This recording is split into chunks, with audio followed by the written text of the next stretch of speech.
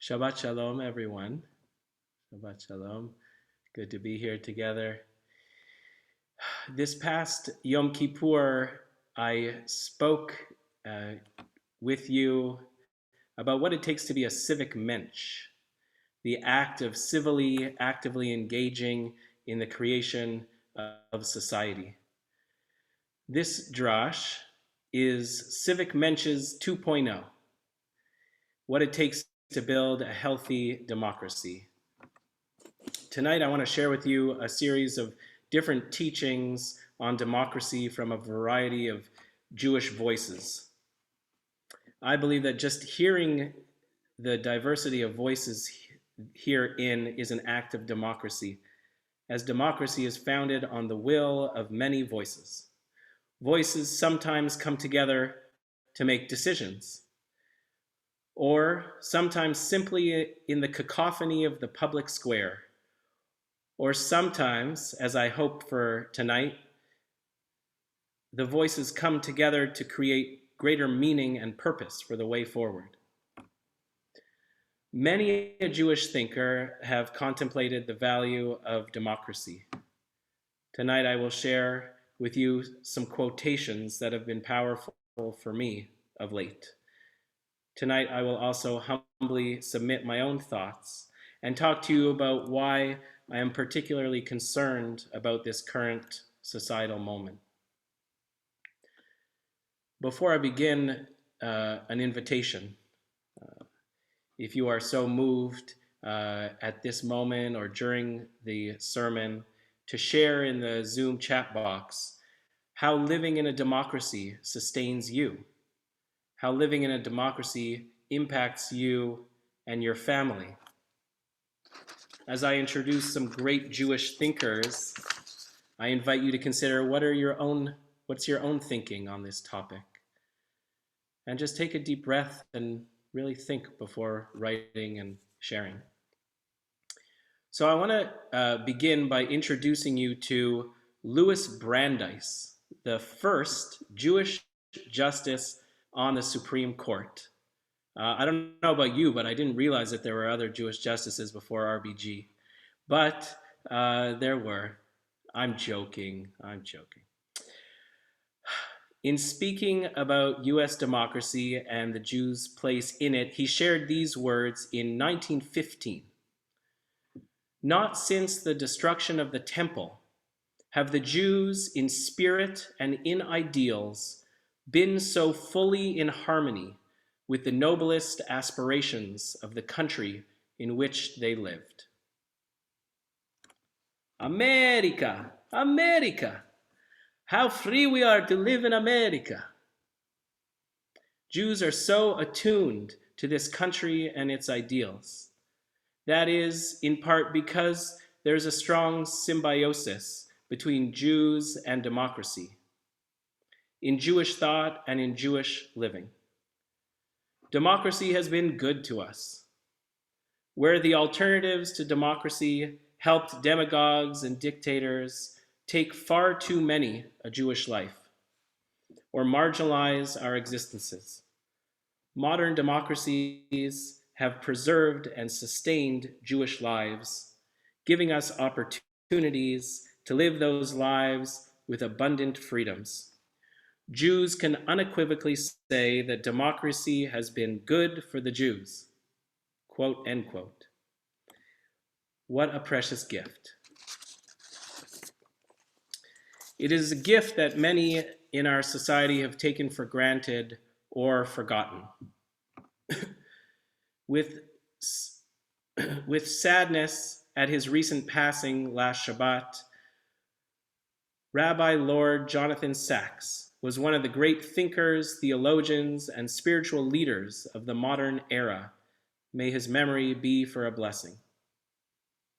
In his final book, Morality, Restoring the Common Good in Divided Times, the former British chief rabbi wrote the following: "A free society is a moral achievement. Over the past 50 years in the West, this truth has been forgotten, ignored, or denied. That is why today liberal democracy is at risk," end quote.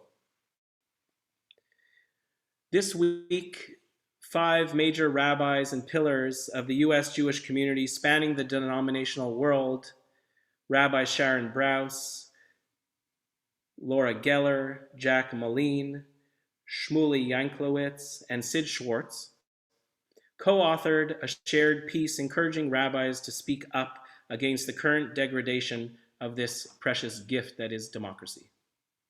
They wrote the following: in every other election in American history, the defeated candidate conceded the contest and in so doing committed to the peaceful transfer of power.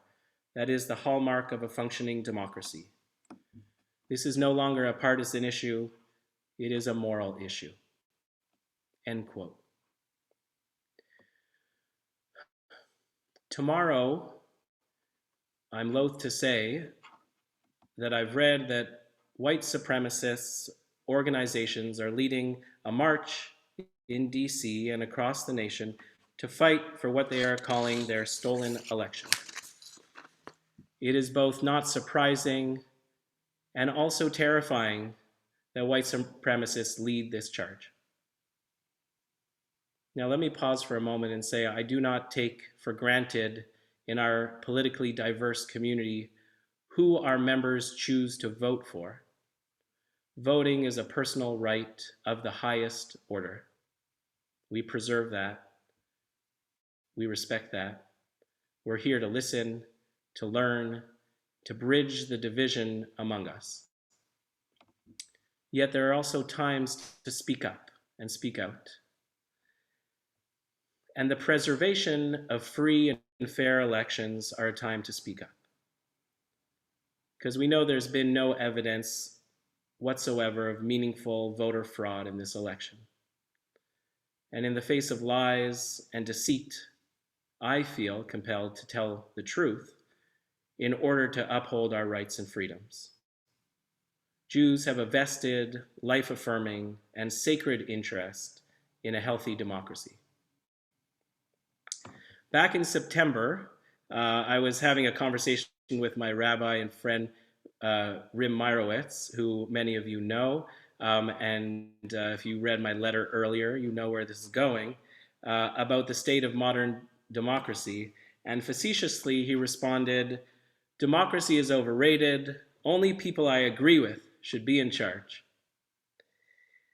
But he went on to say that all of us like a democratic process when we win.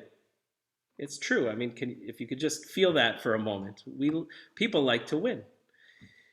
But to be a civic mensch, he goes on, means that even when we lose, we must still feel a part of the common good. End quote. The greatness of a healthy democracy comes from the will of the people, whether we agree or disagree with the outcome. It is the ultimate sign that even when we do not feel represented, we are still culpable and responsible for each other. But a true and free democracy comes from personal agency and is not just one day, one election day. From a feeling and from actions that say, as I heard this week from Rabbi David Stern, every day is an election day. Meaning every day I have a choice to be civically minded. Every day I get to elect compassion. Every day I get to elect justice. Every day I get to stand up for the rights and responsibilities passed down to me. That I then get to refine, make more perfect, and hand off to the next generation. So this is our task, to stand up for our shared responsibility to each other and to the democratic will of the people. It is good for the Jews, meaning it is good for us to do so, for it is good for us, for our lives, when we do so. This democratic project is precious and it is precarious. May we hold it in the palms of our hands and nurture it in life. Amen. Shabbat Shalom.